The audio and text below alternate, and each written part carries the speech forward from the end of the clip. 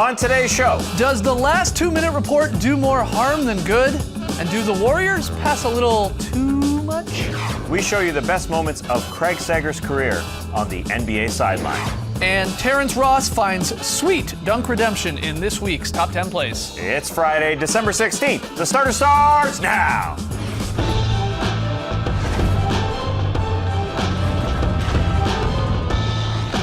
Good evening, Sweet World, and welcome to The Starters. Whether you're joining us live right now on NBA TV or a little bit later on YouTube, we're very happy to have you. I'm J.E. Skeets, and alongside me, as always, that's Tess Mellis. It's so nice when clocks are synced at the same time. That's pretty like cool. They're synced. Yeah, it's cool. Awesome. Yeah. To his right, it's the international man of mystery, taking it to the max, Lee Ellis. Friend. Lily, and last, certainly not least, over there, it's the bearded one, looking sharp, Trey Kirby. Hey, yo. TK, what do you got for us, buddy? I'm here at the internet looking for your best tweets at hashtag the starters. And guys, the Dallas Mavericks have been the longtime kings of the in-arena video, and their latest, starring Andrew Bogut, is no different. Take a look. Many people think I speak English, but they're wrong. I actually speak Australian. G'day, mate. How's it going? G'day, mate. How's it going? Grab your boardies and sunnies and hop in the ute. We're gonna go to Bell's for a dip. Grab your buddies and Sunny, because we're gonna go to Bordy's for some dip. Me and my mates are gonna chuck a sickie. Me and my mates are gonna shuck a sickie. See you at my joint, the Savo, for a barbie. See you at my junk, the Sava, and the Bobby. Huh? No idea. I don't even know what he said. There's still work to be done, but I'll make them an Aussie soon enough. Throw another shrimp on the Barbie, mate. Funnily enough, we have our own Australian here on set, and he's been known to say some pretty crazy things too. Calm your farm there, Terrence. Calm your farm? Yeah. Never heard that. And then look at that for a bullet pass down to Andre Robertson. A bit like Ricky Ponting when he used to throw out Darryl Cullinan. Excuse me? What are you saying? Check out Marcus Morris trying to take a specky over Jimmy Butler. What? A specky. Yes, we're going to the grindhouse, and then this beautiful play from Kevin Durant to his old mucker Russell Westbrook, who lays it in. That's a beauty. That's what I call a very solid play. His what? His mucker. Yeah, it's his old mucker. Haven't you ever heard that? Brings us to today's question. What's your favorite Lee Ellisism? Maybe it's when he calls something a corker, or when he says somebody ripped a leggy, or how anybody's nickname is just their name with a Y added to the end of it. But we want to hear from you, so let us know on Twitter. What's your favorite Lee Ellisism? Send us your best tweets to hashtag the starters, and we'll hear them a little bit later tonight. Yeah, this could be the whole show. Let's just go through this. Yeah, all right. I can't wait for these answers. Yeah, hit us up on Twitter, hashtag the starters. All right, fun show tonight. We got worst of the week. We're going to count down the top 10 plays of the week. Always a blast. But let's start with a little true or false. It's very, very simple. Trey's going to throw a question at us. We determine whether or not it's true or false. We'll debate it. Trey, first one. That's right. On Wednesday's show, we talked about the controversial Draymond Green steal and no call at the end of Warriors-Pelicans. Since then, the league issued a last 2 minutes report saying Draymond should have been called for a foul, only to see the referees union disagree and say that a no call was the correct call. True or false, last 2 minute reports should be eliminated. That's entirely true. I don't see what good they do after the fact. It doesn't change a single play, and all it does amongst fans is just stir and create this energy, this negative energy towards referees, and saying for them to say, you don't know how to do your job, when really they are the best in the world at their job and they're doing it. I don't see what good it does whatsoever. It's false. This is the good it does, is it holds the league accountable to itself, and it's transparency. Because we always talk about controversial games in the past, and it's like, oh, the refs got this wrong, they got this wrong. Now at least the NBA is saying, we might not get everything right, but at least we're going to go over things, we're going to look over things, and if there has been a problem, an error made, we are going to own it, and we're going to own up to it. We're only going to own up to it if it's in the last 2 minutes of a close game. Yeah, because we don't get the entire thing, all 48 minutes we don't go through. So say the game's a 35-point margin. Do you want them to say, well, there's a incorrect call? No, because I don't want this at all. I agree with Tass. I think it's true. This insinuates that refereeing can be perfect, and that if the referees try harder and improve their skills, then they can be perfect. That's what it insinuates. Because, I don't think so. No, I don't think that's what it's saying. What's the report card for? I don't understand a report card for the referee. The game is live. I mean, Right. have you ever tried to officiate like a grade 3 or 4 Yes. basketball game? It's very, very difficult. extremely difficult. Obviously, in the live. Yeah. It's one thing to do it live and then to watch 100 slow-mo cameras of a certain play, like that Draymond Green and Anthony Davis, and then to determine whether or not it's a foul. And even when we do that, we can't agree whether it's a foul. We got the NBA in the last 2-minute report saying it is, and then the referees union says, no, it's not. So, like, it doesn't make it, to me, this doesn't do anything. We Yeah. don't change anything with No, it it, doesn't- except we just point out that the refs are apparently imperfect. It Well, doesn't. we It knew doesn't that. change anything. You're right in those circumstances. They don't change the result of the game. But I like the fact that the league is prepared to at least admit when the wrong decision has been made or the wrong call has been made. In this particular incident, I think the league was wrong. I think there was no foul on the play. I agree with the referees. But I don't mind the last 2-minute calls overall because, again, the league is saying we maybe aren't perfect, but if there was a controversial call, we're not just going to sweep it under the carpet. We're not going to ignore it and just not say anything. We are going to come out and say, this was the call that was made. This was the call that should have been made. They're not trying to embarrass the referees or anything like that. They're not trying to throw the referees under the but bus. all it does is stir anger towards But the I officials. think That's all it really does. No, I but- like the ideology at the beginning. The ideology is what you said. We're transparent. There's nothing corrupt about us. Right. And that's a thought, an idea of the past. You know, we know that. If you watch NBA basketball, you know that there's nothing going on that way. Obviously, there are people in the past that did some wrong. And I think that is where these last 2-minute reports are born from. But there's no reason to do it now. I don't see the benefit. They tried. It was a smart move. But that's why the Referees Association in June filed a report or filed a dispute with the league saying we got to get rid of these. And now we see the NBA referees on Twitter disputing it. I don't like the back that's and a forth. bad look. Yeah, it is a bad look. Like, that doesn't look great. I agree with that.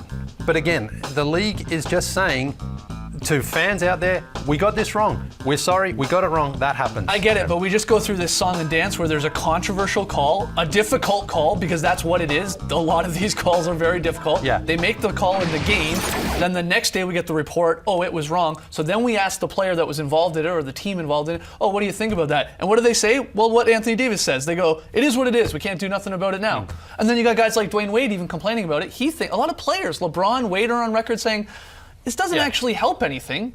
It just makes people think, oh, the refs are bad at their job, even more so than people already do. Again, I don't think it's that. I don't think you're trying to throw refs under the bus. I just think the league is just trying to look over the top and say, this is the incident that happened, and we're going to say what should have happened. That's all. They're not saying this ref screwed up, or he did this, or he did that. You said the calls are difficult to make. You know what's difficult? Reading these last 2 minutes reports. Oh, it's impossible. It's like legalese. I need a lawyer to read INC, them. CNC, CD. Yeah, it's really tough. We're dumb though too, so it comes into play. All right, try next one. Yeah, moving on. The Warriors assisted on 41 of 45 made field goals in their win over the Knicks last night. And they're currently tied with the 84-85 Lakers for most assists per game in league history. But some people are saying they pass too much and that they're hunting for assists. Guys, true or false? The Warriors pass too much. A little too unselfish. False. This is great. You always hear False, coaches obviously. say, I like it when the ball sticks and there's no movement. Yeah, People more are standing in the ISO. corner. It's ridiculous. It's like I'm going to come over to your place to watch the game. I open up the fridge. Oh, there's too much beer in here. Oh, these cupcakes. Thanks for bringing these, Tess. Oh, there's a little too much frosting on it. What are we talking about? That could Talking be about true. the best team in the league, on pace again to likely be the favourite to win the NBA championship, playing great, unselfish team basketball, getting everyone involved. That's exactly the way the forefathers wanted the game played. They were killing the Knicks. Were they maybe trolling them a little bit by passing up a good shot for an even better shot? Oh, Probably. that's an awful But that's how strategy, you want to. Exactly. That's what that's what Kerr and the Warriors want to do as it is. That's sort of ridiculous. They're tied right now with 31.4 assists per game with the best passing team ever in the Showtime Lakers in 84-85. Now, some of these assists are a little embellished, but Last night there were a couple. Yeah. The scorekeeper isn't looking to give the Warriors assists. The scorekeeper is a neutral scorekeeper who happens to tick up assists for every single team. Every single team gets, there's assists that you see a few dribbles after a pass, but this is just beautiful. And like that one there is a good example. Like Iguodala was open. He could have shot that three. But he's not a good three-point Thank shooter you. as Steph Curry. So. He's smart. He's like, here, you take it. Even if someone's a little closer to you, you have probably a better chance of knocking it down. The worst one was Spates. Spates got a rebound. David West. Excuse me, David Yeah. West got a rebound, kicked it out to Iguodala, who then went up the entire court and laid it in, and he somehow got an assist on that one. That one was a little shady. All right. I think we have time for one more very quickly here. Yeah, final one. Hassan Whiteside doesn't want to hear your DeAndre Jordan comparisons, as he told the Miami Herald that, quote, "I do a lot.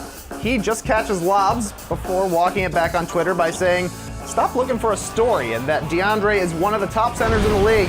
True or false, DeAndre Jordan just catches lobs. Well, it's true. Whoa. It's true to an extent. Offensively, Yeah, but yeah, he does more on but defense. DeAndre is smart because he stays in his lane. He understands his strengths, and that is set a screen, roll to the basket. You're a big, tall, athletic guy. Chris Paul's going to throw it up. You're going to get a lot of points that way at shooting at a high percentage. So, Nearly 50% of Jordan's field goal attempts this year have been dunk attempts, hey, listen, which is he was quite all, high. he but- was all NBA last year. He's been a two-time all defensive player. So if that works for him and you get those accolades, who cares? To me, he sounds like a millennial that makes sweeping statements. DeAndre Jordan literally catches all the lobs. Right. DeAndre Jordan, lobs. DeAndre Jordan, I got another one here. He catches all the lobs. You know, that's a real millennial thing to say, but he's not wrong. He's not wrong, but it's false because DeAndre Jordan is a two-time defender. all-defensive player. He's talking about offense. Yeah, Let's yeah. give him I guess benefit so. of the doubt. I sure. guess you're right. All right, lots more still to come on the show, including a sweet farewell to an NBA legend. Come on back.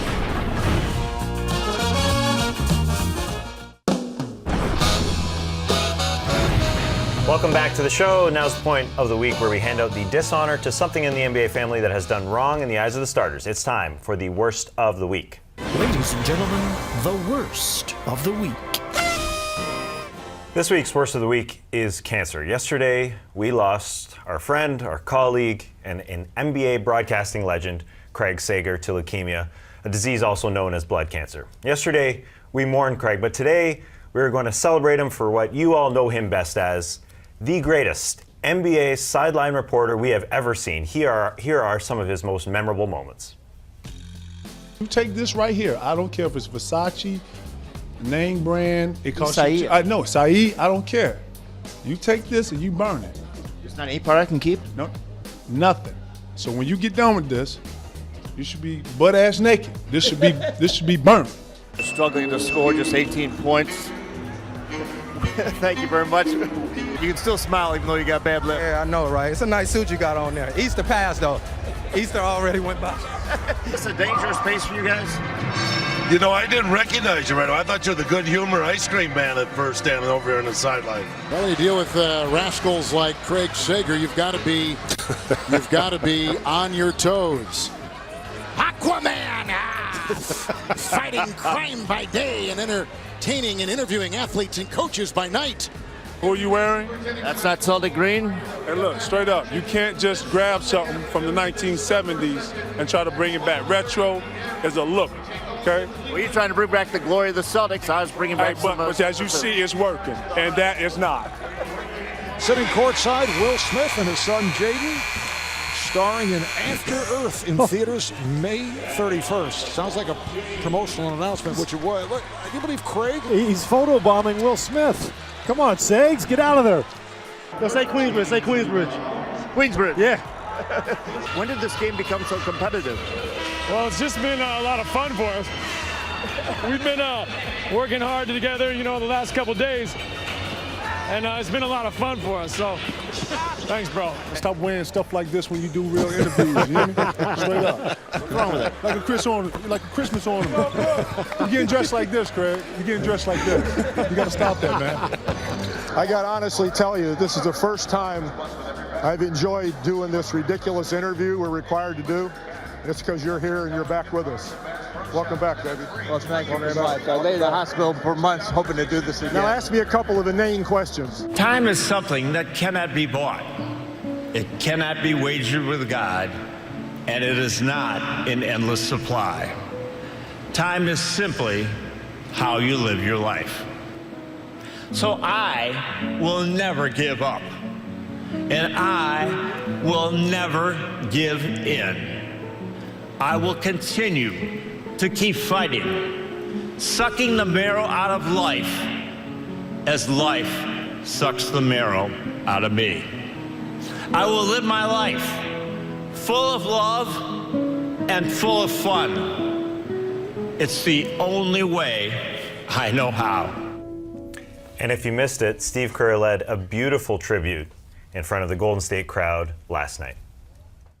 Nobody had more zest for life and passion and joy the way he lived than Craig. He loved his family, loved his friends, he loved Bud Light, he loved golf, he loved atmospheres like tonight where he came and worked an incredible sporting event. He loved the Cubs. He loved people more than anything. While we considered a moment of silence, we thought it would be more appropriate, given the way Craig lived his life and the joy that he brought to so many people, to have a moment of joy instead. So I'd like all of you to join me in an applause for a great man and a life well lived. Thank you.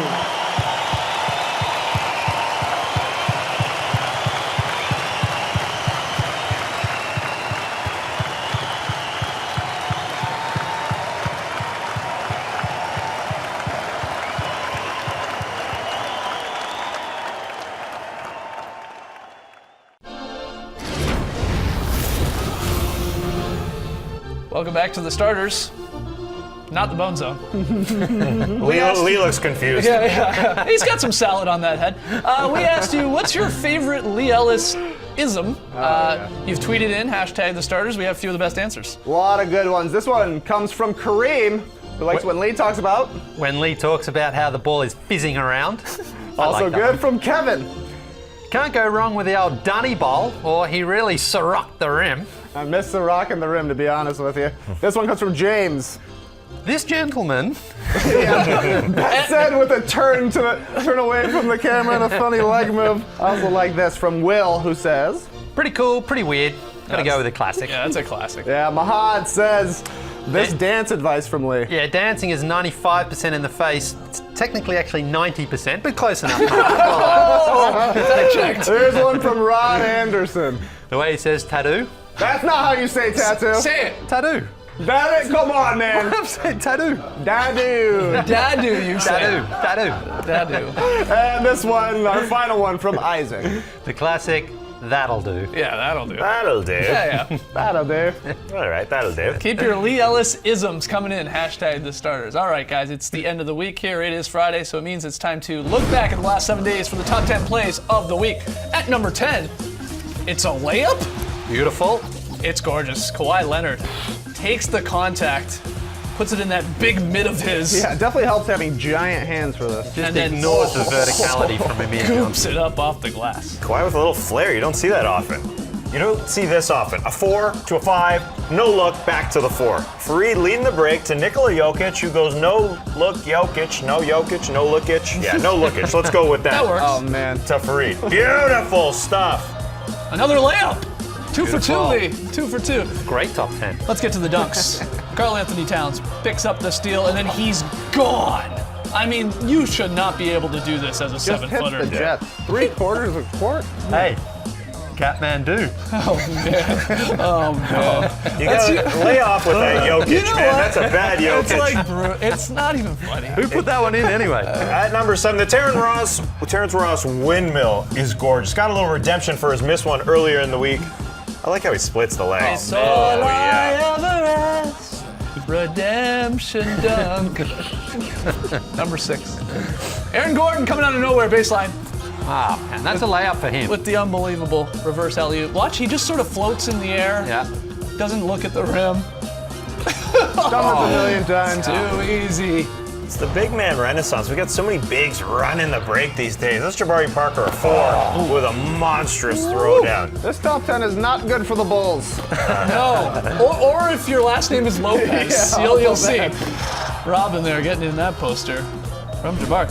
At number 4, back to the Raptors. DeMar DeRozan this time is just going to punch this one home on Okafor. What I love about this one is he doesn't have a whole lot of speed going there. Like, it looks like he's just going to lay it in. A Euro step throwdown. And then he puts it on his head, and that ball literally hit him in the head. Yeah. Watch Willie Reed not having it. Oh, beautiful block. He collects it, then he passes it out. What body control to just make that pass afterwards? Showtime, Willie Reed. Yeah, from the D League to the big leagues. I love it. I love it. Yeah. At number 2, Sam Decker puts Cantor to the deck.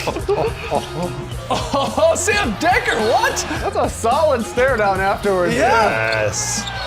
Oh, man. Enjoy it, Sam. Yeah, Enjoy it, Look Sam. back at him. Look back at him. This could be the dunk of the year. Maybe. The throwdown! Larry Nance Jr. on Brooke Lopez. Get off me. I'm going up, and the throwdown. Everybody in the arena loved it. Each bench, the opposing bench, Mozzie. Hey, it wasn't on me. Yeah. It's like neither of them can believe it actually happened. There it is. Top 10 plays of the week. Agree, disagree. Let us know on Twitter after the jump. Lily's very solid play. Maybe we'll get another Lee Ellisism. Maybe. Very solid.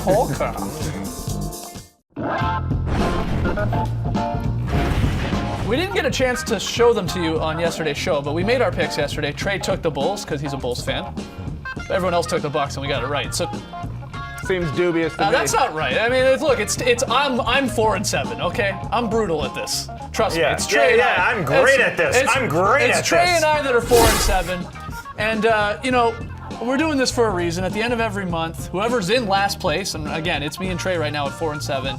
You gotta do something weird or embarrassing or gross, like drinking a bunch of eggnog and vomiting at the end of the show. Whatever Lee did, I'm not still really quite sure. Aerobics, yeah. Core workout. So this is a big game. Whoa, baby! Whoa, buddy. Lakers Sixers on ESPN. Trey, Lee, and Tass taking the Lakers. I'm the only one taking the Sixers. Let's go, Sixers! Lily, where are we going for VSP? We are going out to Denver, and you've got to keep your eye on Wilson Chandler here because the Blazers don't. Where is he? Moutier knows. Right there, and he bangs it down. Now, you know I prefer a layup. Yep. But under the circumstances, I'll allow this dunk because it's a beautiful play, it's a beautiful pass, a beautiful finish, and that's what I call a very solid play. Tough circumstances Thursday night. Yep, definitely. All right, on today's Drop podcast, which is available on iTunes, Google Play, we dive deep into the new CBA agreement. We debate who is the oldest former NBA player who can still dunk today, and Lee explains why he'd rather work for Kevin O'Leary than Mark Cuban. I'd like to work for Cuban, but I just know Kevin O'Leary, like he's heartless and soulless. Like, say Mark Cuban, for example, if Mark Cuban offers you a deal, a lot of the time, and so do the other Sharks, they do this, they say, no, but you've got to take it right now, don't listen to anyone else. If you listen to anyone else, you lose the deal. Kevin O'Leary couldn't care less. If he offers you a deal, and then he's like, you're free to flirt with everyone else if you want, I don't care, because he just waits at the end of it knowing that he's usually got a pretty good deal. It's great. It's great. All right, tomorrow, Saturday night on NBA TV, Blazers and Warriors. Yes, Lily, you love your Shark Tank, man. It's a great show. Second best show on TV. We got a fan sign here. Yes, it comes from Colin, who was at his first ever NBA game, Warriors and Knicks at Oracle. So he's batting 1,000, goes to his first NBA game, takes a starter sign. Great job. Thanks for joining us, folks. And remember, the real Santa doesn't get sick because he's never around kids. Beware of sick imposters. Brace the weekend, people.